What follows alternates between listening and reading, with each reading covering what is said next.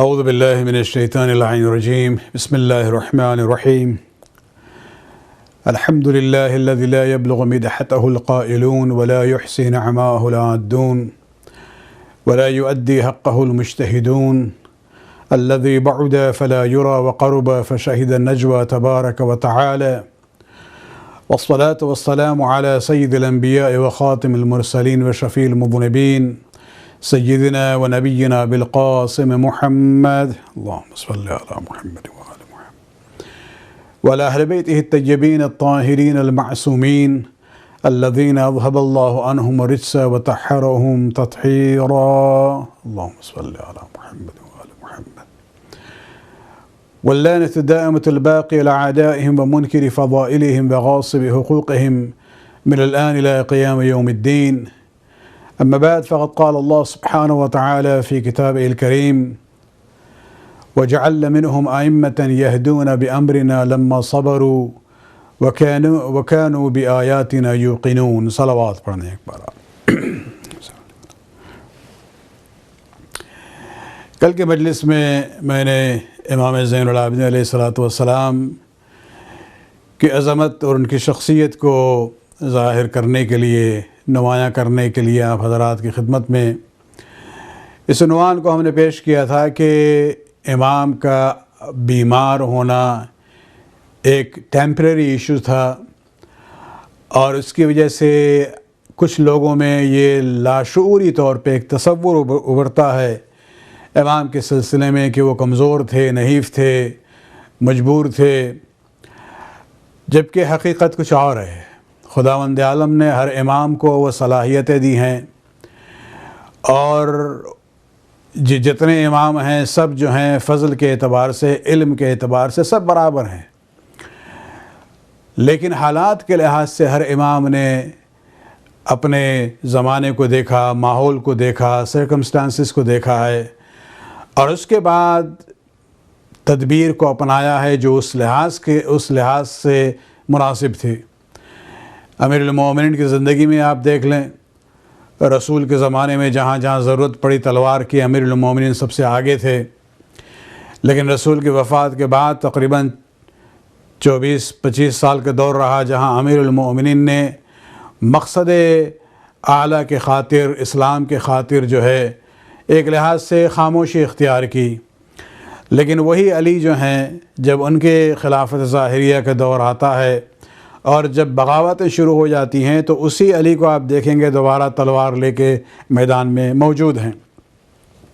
تو حالات بہرحال ایک لحاظ سے ڈکٹیٹ کرتے ہیں کہ امام جو ہے کس تدبیر کو اپنائیں، اور یہ حکمت اور علم کی بنیاد پہ ہے.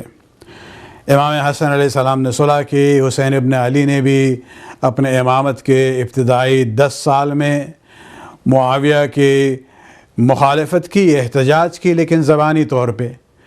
لیکن جب یزید کا زمانہ آیا تو حالات بدل چکے تھے.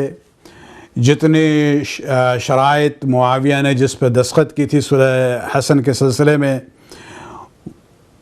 یزید کو اپنا جانشین مقرر کرنے کے بعد اور اس تقرری کے میٹیریلائزیشن کے بعد تمام شرائط جو ہیں پامال ہو چکی تھی. لہٰذا امام حسن کے صلح کے تمام شرائط کے پامالی کے بعد حسین ابن علی نے اپنا پہلا قدم اٹھایا ہے، اور وہ یزید کی بیعت کا انکار ہے، اس حد تک کہ وہ اپنی قربانی دینے کے لیے تیار ہو گیا عاشور کے دن. امام زین العابدین نے بھی اپنے زمانے میں حالات کو دیکھتے ہوئے جو جہاد لڑی ہے وہ تلوار سے نہیں لڑی ہے، بلکہ لسان سے لڑی ہے، اپنی زبان سے لڑی ہے، اپنے قلم سے لڑی ہے، اپنے اخلاق کے ذریعے لڑی ہے امام نے. کل کے مجلس میں ہم نے کچھ مثالیں آپ کے سامنے پیش کی تھیں کہ کس طرح سے امام علی ابن حسین زین العابدین علیہ الصلاۃ والسلام صلی اللہ علیہ محمد وآل محمد، انہوں نے اپنے اس شجاعت اور بہادری اور اپنے علم کو ظاہر کیا ہے ابن زیاد کے دربار میں. یعنی اپنے امامت کے سیکنڈ یا تھرڈ ڈے کی بات ہو رہی ہے، اور وہاں انہوں نے ایک قدم بھی وہ ابن زیاد کے سامنے پیچھے نہیں ہٹے ہیں. اور اس کے بعد شام میں بھی جو مثال ہم نے آپ کے سامنے پیش کی ہے، اس سے اندازہ ہو سکتا ہے آپ سے کہ امام نے بہرحال اس طریقے کو اپنایا تھا جسے ہم لوگ جہاد باللسان کہتے ہیں۔ اسی سلسلے کو آگے بڑھاتے ہوئے ایک اور مثال دربار یزید سے آپ کے سامنے پیش کرنا چاہیں گے، اور اس کے لیے ایک پس منظر آپ کو ہم دینا چاہیں گے شام کا۔ کل کے مجلس میں ہم نے اشارتاً بات کی تھی۔ دیکھیے، شہر شام یا ملک شام جو کہا جاتا ہے، نارمل ٹرانسلیشن ہم لوگ کرتے ہیں سیریا، جبکہ تاریخی اعتبار سے یہ صحیح ترجمہ نہیں ہے۔ شام در حقیقت سیکنڈ ورلڈ وار سے پہلے تک یہ عنوان شام کا اطلاق ہوتا تھا ان ممالک میں جو آج کل آپ اس کو سیریا کہتے ہیں، لیبنان کہتے ہیں، جارڈن کہتے ہیں، اور پیلسٹائن اور اسٹیٹ آف اسرائیل۔ یہ تمام علاقے جو ہیں جب آپ ملائیں گے تب یہ ہے الشام۔ اور اس لیے کبھی کبھی آج دیکھیں گے آپ کے پولیٹیکل کانٹیکس میں کہا جاتا ہے گریٹر سیریا۔ صحیح ترجمہ عنوان شام کا انگریزی میں ہوگا گریٹر سیریا، یہ موجودہ سیریا نہیں۔ تو یہ بہت ہی وسیع علاقہ تھا، اور زیادہ تر یہ لوگ عیسائی باشندے تھے۔ سیکنڈ خلیفہ کے زمانے میں جو فتوحات ہوئی ہیں اس میں یہ پورا علاقہ جو ہے مسلمانوں کے قبضے میں آیا ہے، اور روز اول سے آل ابو سفیان کو خلفاء نے ترجیح دی، اور اس پورے نئے کنکرڈ ایریا میں جو نئی آبادی تھی ان کو آل ابو سفیان کے حوالے کر دیا، اور آل ابو سفیان نے اسی اسلام کو سکھایا جو ان کے انٹرسٹ کا تھا، کہ جس میں یہ تھا کہ بنو امیہ جو ہے رسول اللہ کے رشتہ دار ہیں، خصوصاً ایکسپلوئٹ کیا تھا اس مسئلے سے کہ ابو سفیان کی ایک بیٹی جو ہے رسول اللہ کے ازواج میں ہے۔ اس عنوان سے جو ہے معاویہ جو ہے اس کو یہ کہتے ہیں خال المؤمنین، یعنی یہ امت کے ماموں ہوئے۔ تو یہ رشتوں کے ازدواجی رشتے کی بنیاد پر شامیوں کے ذہن میں یہ تصور تھا کہ رسول اور بنو امیہ ایک ہی ہیں، اور دوسری طرف امیر المومنین کی برائی، آل علی کی برائی اس طرح سے بٹھا دی گئی تھی ان لوگوں کے دل و دماغ میں کہ وہ سمجھتے تھے کہ بھئی یہ علی اور آل علی جو ہیں دشمن رسول اسلام حضرت محمد صلی اللہ علیہ وسلم ہیں۔ اور اس سلسلے کو اگر آپ دیکھیں، مثلا صرف ایک مثال ہم دینا چاہیں گے کہ شامیوں کے ذہن کو اس طرح سے مخمور کیا گیا تھا، اس طرح سے ان کو بیسیکلی برین واش کیا گیا تھا کہ امیر المومنین کی شہادت کی خبر جب شام پہنچی ہے، اور جب لوگوں کو معلوم ہوا کہ علی کو ضربت لگی ہے محراب میں، تو ان کے لیے یہ بہت بڑا سوال تھا کہ علی مسجد میں کیا کر رہے تھے۔ یعنی جو تصور امیر المومنین کے سلسلے میں ان کے اذہان میں پیدا کیا گیا تھا وہ یہ تھا کہ علی اور مسجد cannot be in one place۔ تو یہ بات اپنے ذہن میں آپ رکھیں، اور تبھی اندازہ ہوگا کہ حسین ابن علی اہل حرم کو لے کے کیوں گئے تھے۔ اگر آپ دیکھیں کہ واقعات کربلا کے بعد جو سب سے اہم پوائنٹ یہی تھا کہ کس طرح سے حسین ابن علی کے پیغام کو آگے بڑھایا جائے، اور اس میں اہل حرم کا اور امام سجاد کا کردار بہت ہی اہم ہے۔ مثلاً اگر آپ دیکھیں کہ جب جناب زینب دربار یزید میں پہنچتی ہیں، اور اس کے بعد جو اس کے تکبرانہ انداز کو دیکھا، اس کی باتوں کو دیکھا، اس کے کفر اور شرک کے اشعار کو دیکھا، تو جناب زینب اجازت لیے بغیر کھڑے ہو جاتی ہیں، اور بہت ہی معرکۃ الآراء اور پاورفل خطبہ پیش کرتی ہیں۔ ایک لحاظ سے ایک تعبیر ہم آپ کے سامنے پیش کرنا چاہیں گے کہ ایک آہنی دیوار تھی جو شام کے لوگوں کے درمیان کھینچ دی تھی، اس آہنی دیوار کو توڑا ہے جناب زینب کے خطبے میں اور جناب امام سجاد کے خطبے نے۔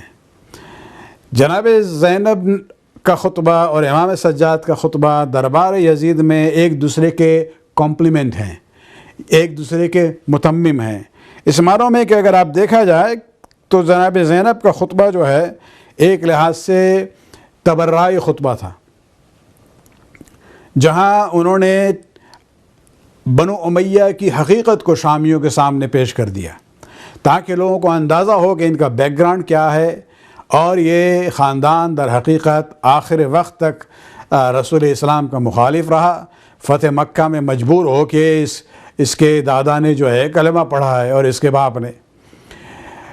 تو یہ خطبہ ایک تبرعی خطبہ تھا جو جناب زینب نے پیش کیا ہے، اس کا فی الحال موقع نہیں ہے کہ ہم آپ کے سامنے پیش کریں۔ البتہ ہماری ایک ویب سائٹ ہے جس میں آپ جا کے اس کے انگلش اور اردو دونوں ورژن ہم نے لکھے ہیں اس خطبے کے تاریخی پس منظر کے سلسلے میں، اس میں آپ جا کے اس کو ڈاؤن لوڈ کر کے وہ پڑھ سکتے ہیں۔ لیکن یہ اس تبرعی خطبے کا اثر اتنا ہوا کہ یزید جو ہے وہ گھبرا جاتا ہے، اور اس نے اپنے خطیب کو حکم دیا کہ ممبر پہ جاؤ اور علی اور آل علی کی برائی کرو، امام حسین کی برائی کرو۔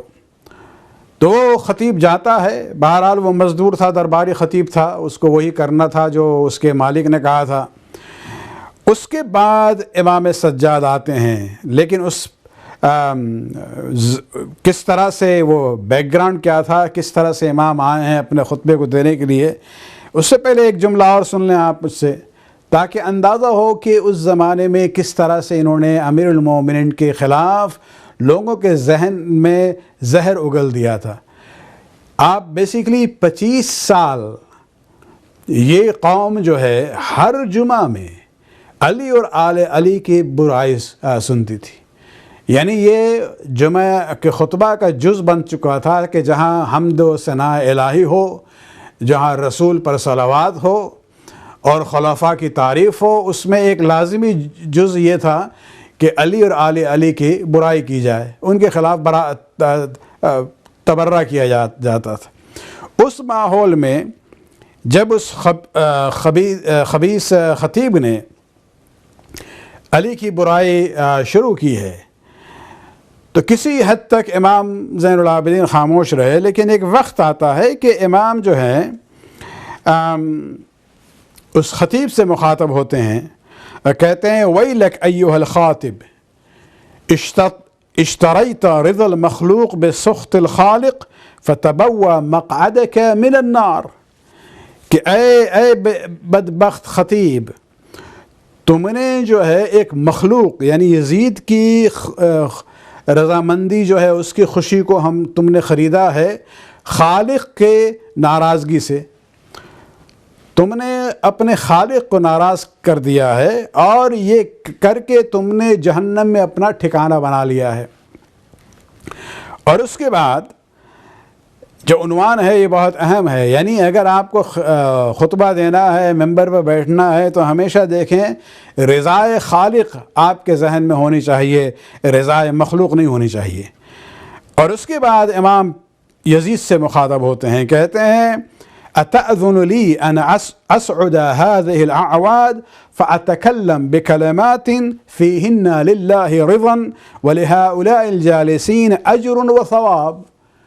اے یزید، تم ہمیں اجازت دیتے ہو کہ ہم جو ہے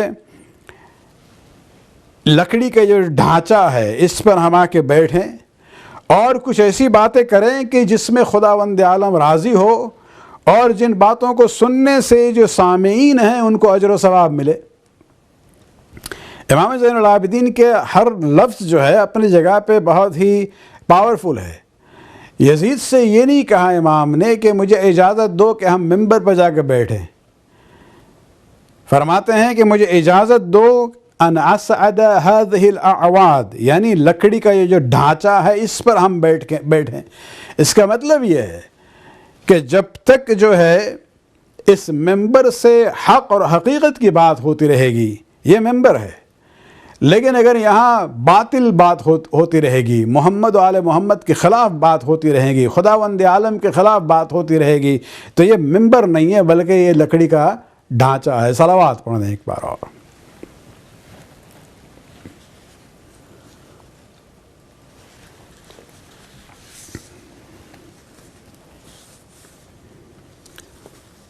یزید نے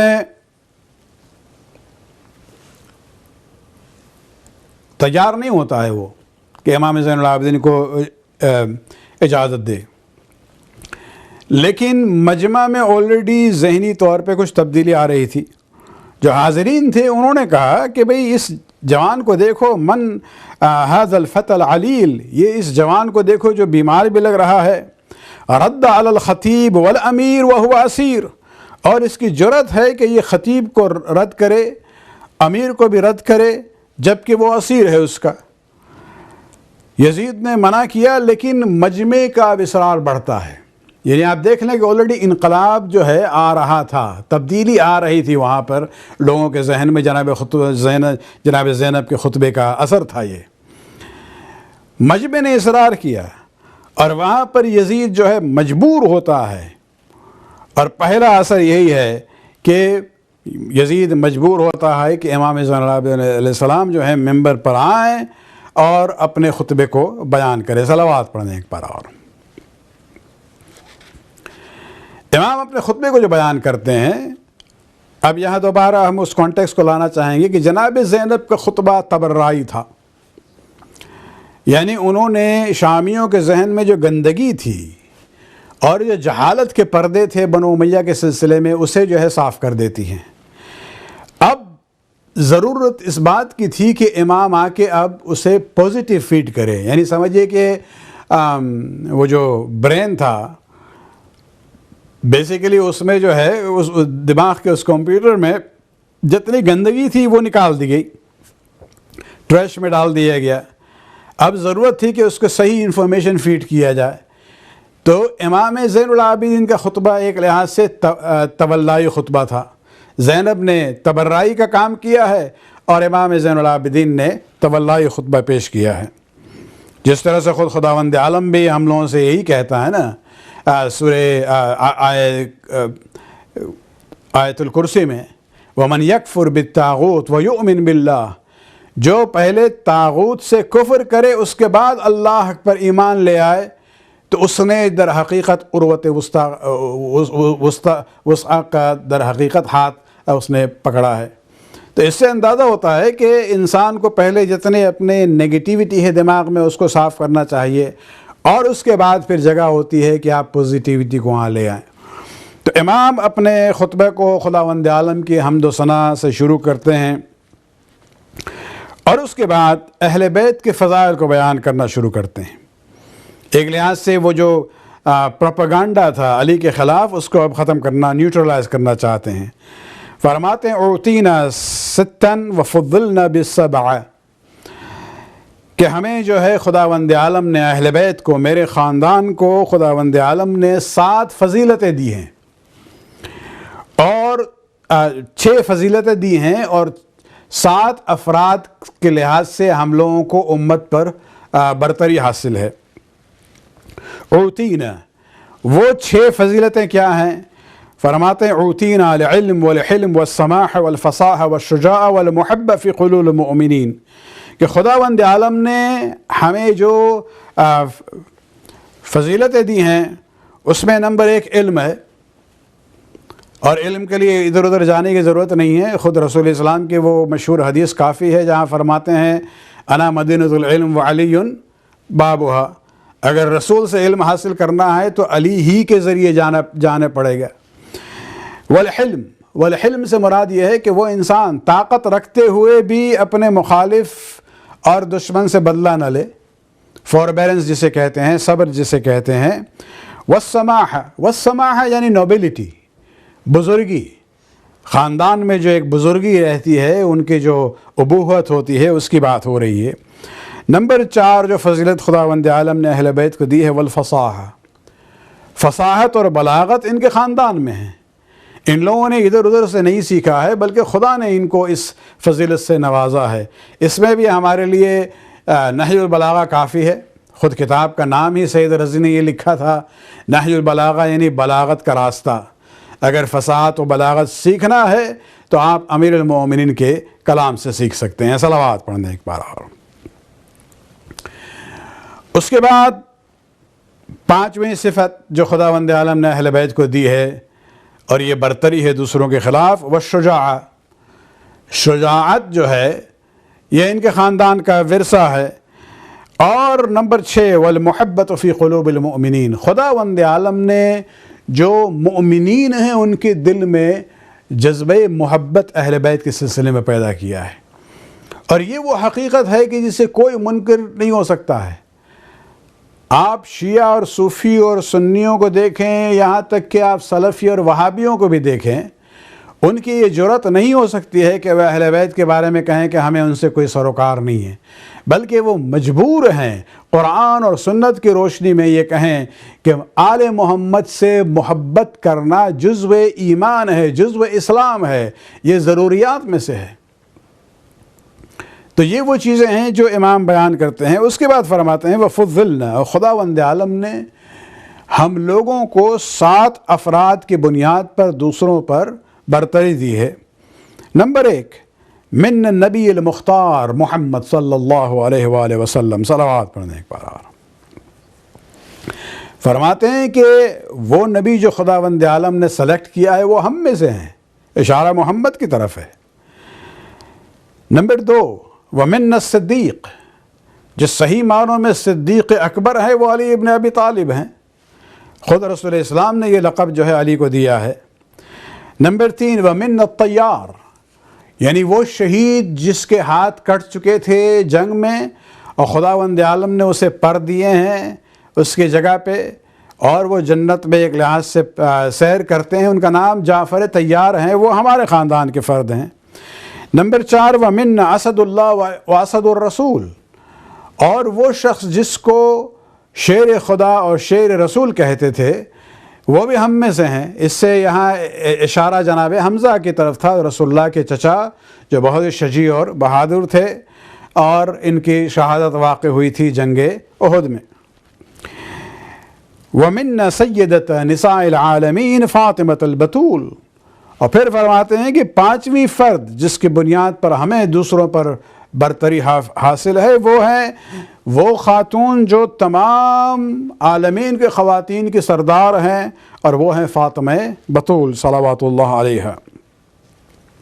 اور آخر میں فرماتے ہیں آخری دو افراد ومنا صبط هذه الامہ وسید شباب اہل الجنہ، یعنی رسول کے نواسے جو ہیں ایک لحاظ سے امت کے نواسے وہ کہلائیں گے آفیشلی، وہ ہم میں سے ہیں، یعنی حسن و حسین، اور یہ وہ ہیں جو سید شباب اہل جنہ ہیں. صلوات پڑھنے ایک بار اور.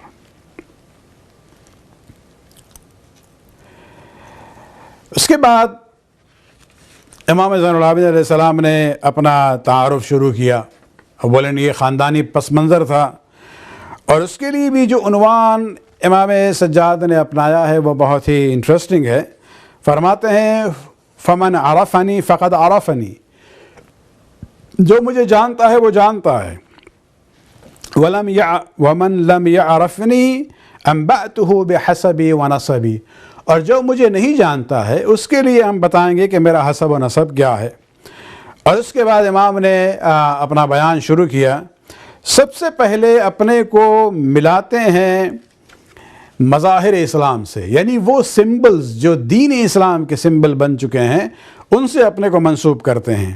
فرماتے ہیں انا ابن مکہ و منی، انا ابن زمزم و صفا. اب یہ جگہ کی بات ہو رہی ہے، انسانوں کی بات نہیں ہو رہی ہے، لیکن یہ وہ مقامات ہیں جو منسوب ہیں اس اسلام کے سمبلز میں سے ہیں. فرماتے ہیں ہم مکہ کے فرزند ہیں، ہم منی کے فرزند ہیں، ہم زمزم کے فرزند ہیں، ہم صفا کے فرزند ہیں. اور اس کے بعد یہ ایک تمہید ہے کہ ہمارا تعلق جو ہے اس دین سے ہے جس کا کلمہ تم پڑھتے ہو. اور اس کے بعد رسول اسلام سے جو رشتہ ہے امام کا وہ بیان کرتے ہیں. فرماتے ہیں انا ابن من حمل الزکاة باطراف الرداء.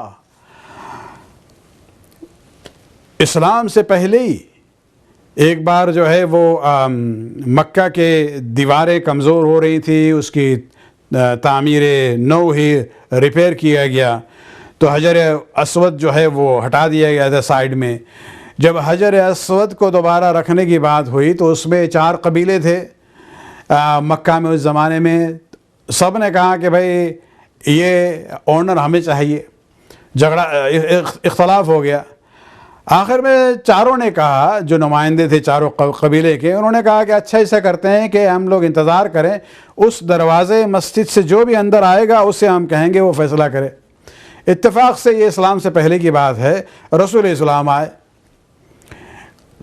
رسول اسلام جب آئے تو جب ان کے سامنے یہ معاملہ پیش کیا گیا تو رسول نے کہا کہ چادر کے چاروں کونوں میں چاروں قبیلے کے نمائندے جو ہیں ایک ایک کونا اٹھائیں، حجر اسود کو بیچ میں رکھا جائے اور یہ اٹھاؤ. اٹھانے کے بعد جہاں رکھنا ہے وہاں قریب لے جاؤ. اور خود رسول نے اپنے ہاتھ سے چادر میں سے حجر اسود کو اٹھایا اور اپنی جگہ پہ نصب کر دیا، اور سب اس بات پہ خوش ہو گئے تھے. تو امام فرماتے ہیں انا ابن من حمل الزکاة باطراف الردا، ردا کے چاروں طرف جو ان لوگوں نے یہ اٹھایا تھا، در حقیقت ہم اس کے فرزند ہیں.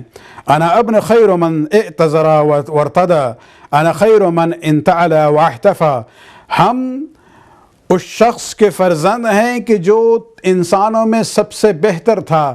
ردا جہاں تک پہننے کی بات ہے، جو نالین پہننے کی بات ہے. انا ابن خیر من طاف وسعى، ہم اس کے فرزند ہیں جو بہترین طواف کرنے والوں میں سے ہے، جو بہترین سعی کرنے والوں میں سے ہیں. انا ابن خیر من حج ولب، ہم اس کے فرزند ہیں کہ جو بہترین حج کرنے والا تھا اور لبیک کہنے والا تھا.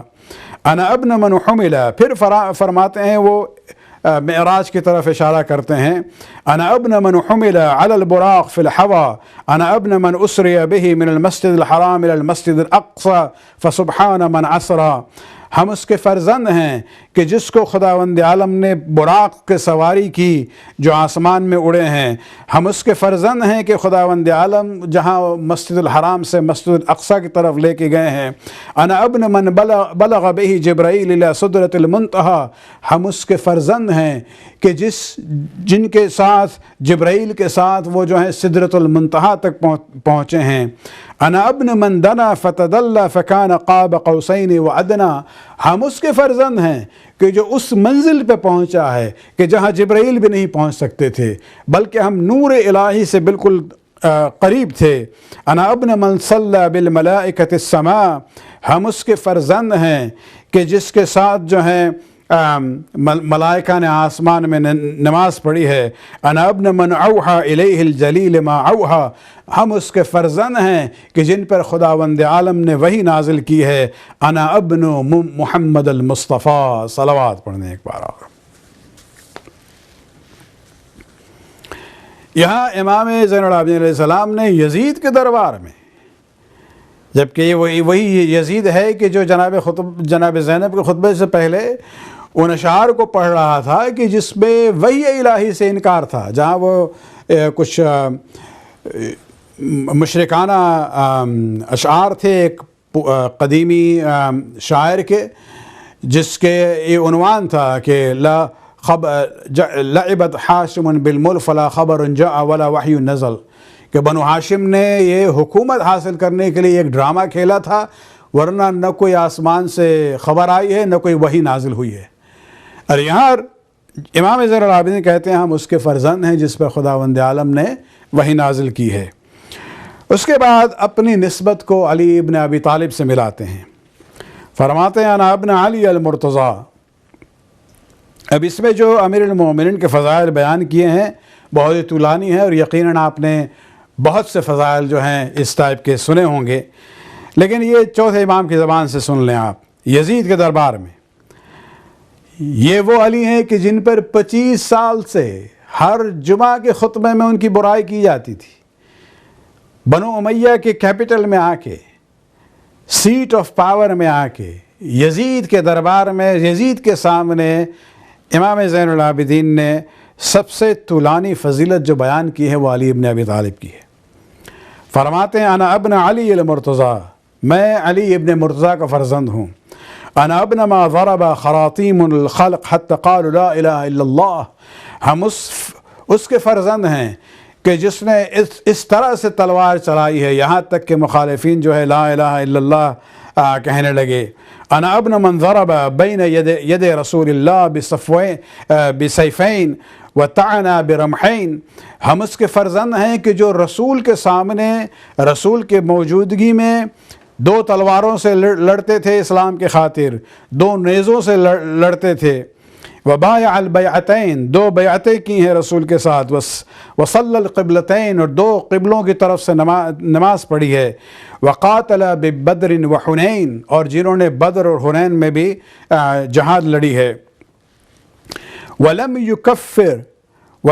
یکفر باللہ طرفۃ عین، اور ہم اس کے فرزند ہیں کہ جس نے ایک لمحے بھی اپنی زندگی میں کفر اختیار نہیں کیا ہے۔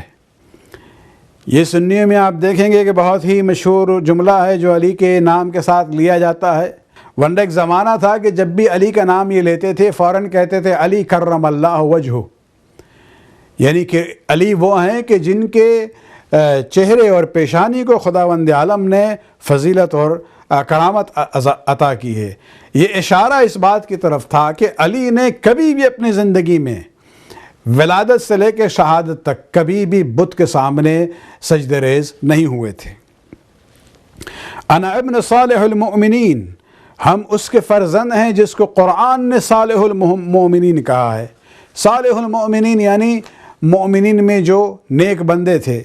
یہ سورہ تحریم کی ایک آیت ہے کہ جہاں خداوند عالم نے رسول کے 2 ازواج نے جب ان کے خلاف کانسپریسی کی تھی تو اس وقت انہیں خبردار کہنے کے لیے جو آیات سورہ تحریم میں نازل ہوئی تھی اس میں ایک لحاظ سے وارننگ دیتا ہے خداوند عالم۔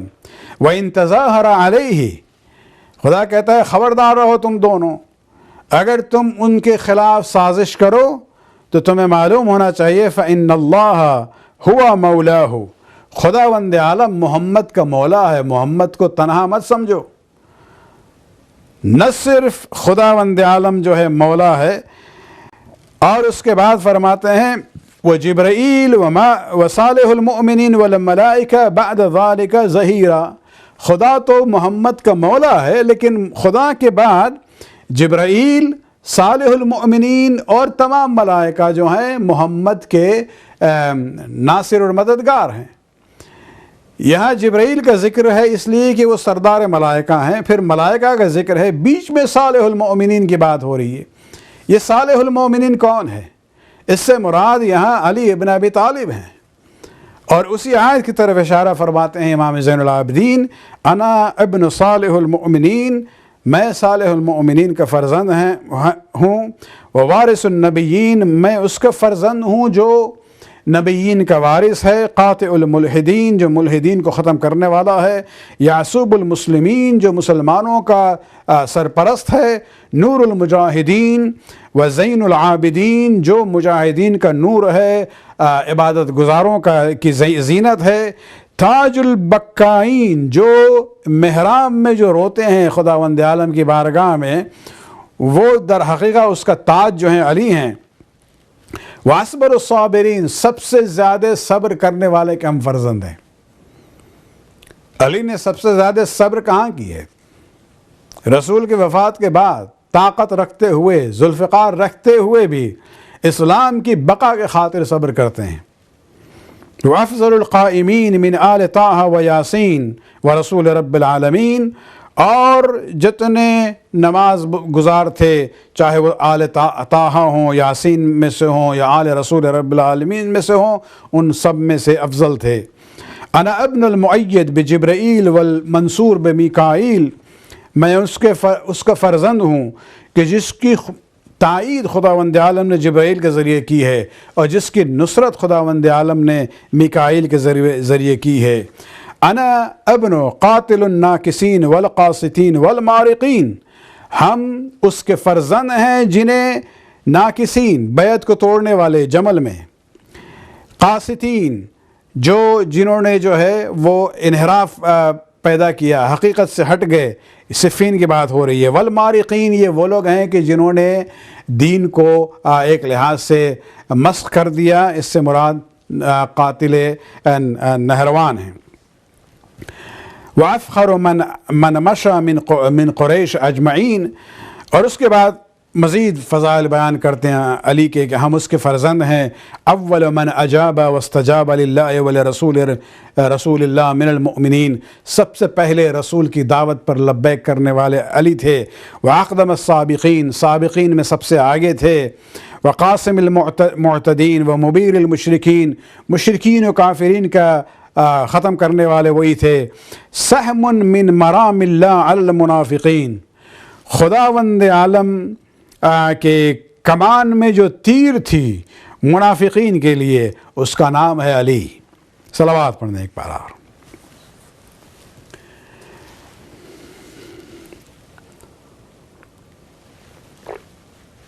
بات صرف میدان جہاد کی نہیں ہے. پھر فرماتے ہیں کہ علی جو ہے میں اس کا فرزند ہیں جو بستان و حکمت اللہ، جو خداوند عالم کے حکمت اور علم کا باغ ہے. لیس الحجاز، جو حجاز کا شعر ہے. وہ صاحب الاعجاز، صاحب اعجاز ہیں. کبش العراق، جو عراق کا ببر ہے. الامام بالنص والاستحقاق، جو امام ہے حق کی بنیاد پر اور نص کی بنیاد پر. مکی مدنی ابتحی تہامی حنیفی عقبی بدری احدی حجری مہاجری. ابو السبتین الحسن والحسین، مظہر العجائب مفقر الکتائب الشہاب الثاقب والنور العاقب اسد اللہ الغالب مطلوب کل طالب غالب کل غالب. صلوات پڑھیں ایک بار اور.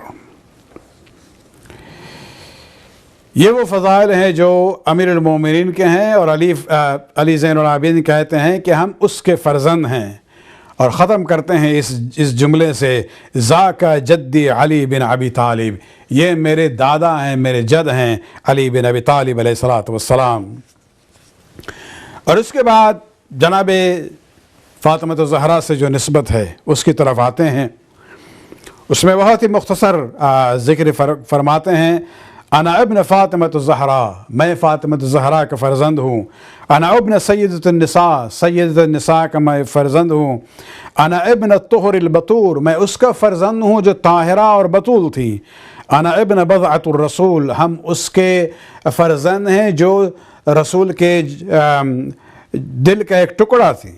انا ابن خدیجۃ الکبریٰ، ہم خدیجہ کبریٰ کے فرزند ہیں. یہاں پر آپ دیکھیں کہ امام نے اپنی خاندانی نسبتوں میں رسول کا ذکر کیا، امیر المؤمنین کا ذکر کیا، جناب سیدہ کا ذکر کیا. ان تین شخصیتوں کے سلسلے میں امام زین العابدین نے فضائل کو بیان کیے کہ میرا تعلق اس خاندان سے ہے.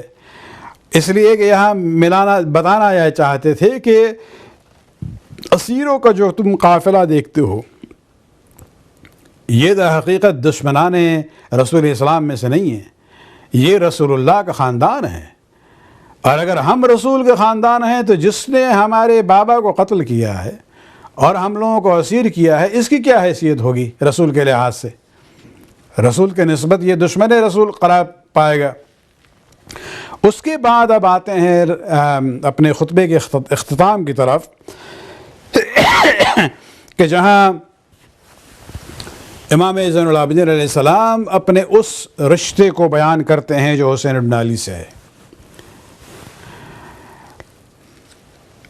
رسول اسلام کے سلسلے میں، علی کے سلسلے میں، فاطمہ کے سلسلے میں فضائل سے کام لیا ہے، لیکن جب اپنے بابا کا ذکر کرتے ہیں، عجیب غریب عنوان ہیں، وہاں بابا کے ذکر میں فضائل کو بیان نہیں کیا ہے بلکہ ان کی مظلومیت اور مصائب کو ذکر کیا ہے. ایک جملہ ہم یہاں پر کہتے جائیں آگے بڑھنے سے پہلے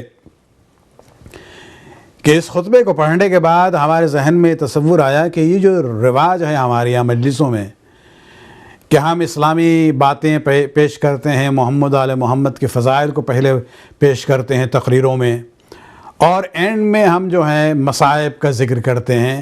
یہ ترتیب جو ہے فضائل اور مصائب کی، یہ بھی ایک لحاظ سے لگتا ہے کہ یہ ہمیں ملی ہے امام زین العابدین علیہ السلام کے اس خطبے سے، چاہے وہ تبرعی عنوان ہو جناب زینب کا اور تولائی عنوان ہو فضائل پیش کرنے کا، اور اس کے بعد جو مصائب کا عنوان ہے.